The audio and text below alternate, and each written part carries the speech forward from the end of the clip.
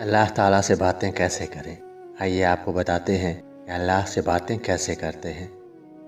अल्लाह ताला से बात करने के लिए एक वक्त रखा करें, बिल्कुल जैसे दोस्तों के साथ घूमने फिरने का प्रोग्राम बनाते हैं, दावतों पर जाने के लिए तैयार होते हैं, काम पर जाने के लिए वक्त का ख्याल रखते हैं। अब आप लोग कहेंगे, रब से मुलाकात के लिए नमाज तो पढ़ते हैं। नमाज तो सभी पढ़ते हैं, मगर नमाज में जो खुशू खुजू ज़रूरी होती है वो हर किसी के पास नहीं होती। ये भी नसीब वालों को मिलती है। हम जैसे तो बस सजदे करके उठ जाते हैं। अल्लाह पाक से मुलाकात का एक वक्त रखें, टाइम मुकर्रर कर लें, उसमें अच्छे से साफ़ सुथरे होकर सिर्फ अल्लाह पाक के लिए ख़ुद को प्यारा बनाएं। बहुत एहतमाम से उसके सामने हाज़िरी दें। कुछ नहीं करना आपने, कोई नफल नहीं पढ़ने, कोई लंबी लंबी तस्बीहात नहीं करनी, बस खुद को अपने रब के लिए प्यारा सा बनाएं। चाहे नमाज बिछाएं और बैठ जाएं।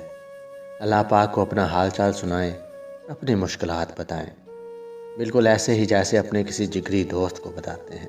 रोना है तो रो लें उसके सामने, खुश होना है तो खुश हो लें।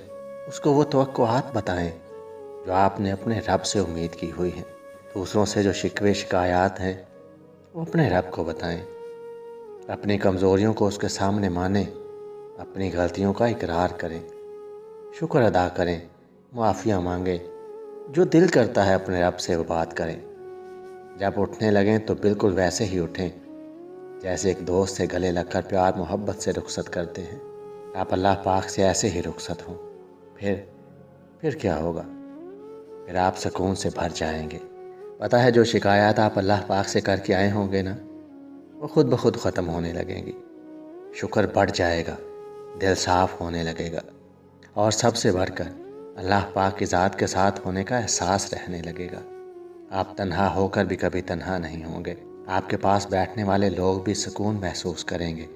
और यकीन रखें, आपको अपने रब से बेहतरीन दोस्त कहीं नहीं मिलेगा। तो अपने रब से दोस्ती करें और उसके करीब हो जाएं। वीडियो अच्छी लगे तो चैनल को सब्सक्राइब, वीडियो को लाइक और शेयर ज़रूर कीजिएगा। हमेशा खुश रहिए और सलामत रहिए।